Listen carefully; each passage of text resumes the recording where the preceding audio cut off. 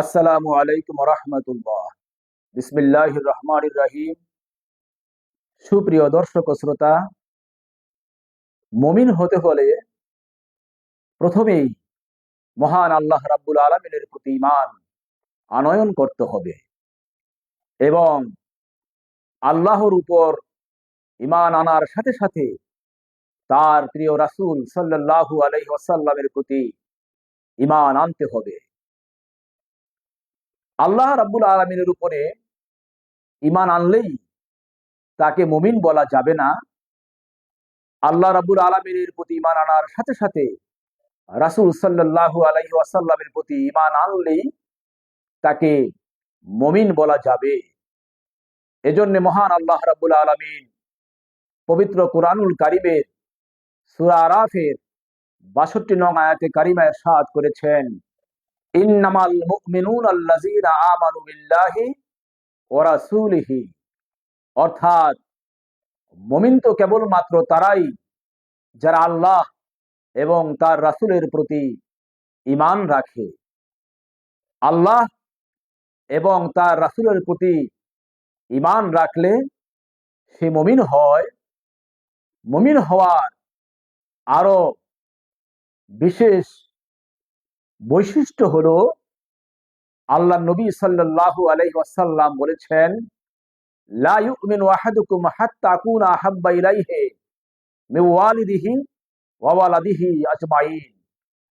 অর্থাৎ তোমরা ততক্ষণ পর্যন্ত মুমিন হতে পারবে না যতক্ষণ পর্যন্ত তোমাদের পিতামাতা, সন্তান সন্ততি এবং তোমাদের সব কিছু থেকে আমি নবীকে বেশি ভালো বাসতে না পারবে।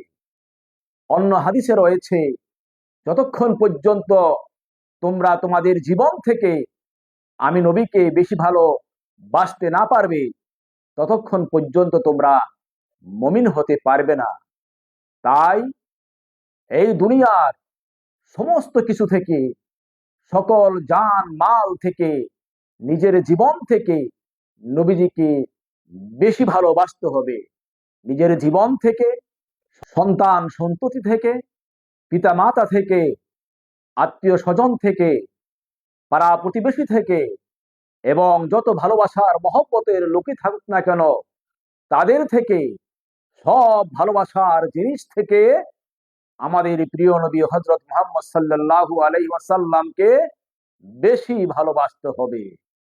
তাহলেই নিজেদেরকে মুমিন বলা যেতে পারে। তাই তো কবি বলেছেন, ইশকে মাহবুবে খুদা জিস দিল মে হাসিল নেহি, লাখো মুমিন হো মগর ঈমান মে কামিল নেহি।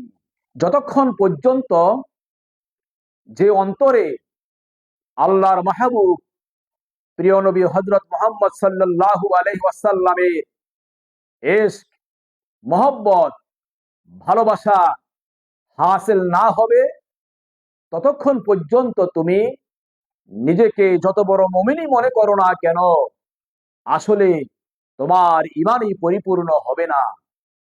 তাই আসুন আমাদের জীবন দিয়ে সব কিছু উজাড় করে দিয়ে নবীর কদম মোবারকে আমরা আমাদের প্রিয় নবী হযরত মুহাম্মদ সাল্লাল্লাহু আলাইহি ওয়াসাল্লামকে ভালোবাসি, তার মহান আদর্শকে ভালোবাসি এবং তার হুকুম আহকাম, তার আদর্শ সমাজে বাস্তবায়ন করে আল্লাহ রাব্বুল আলামিনের সন্তুষ্টি অর্জন করতে চেষ্টা করি।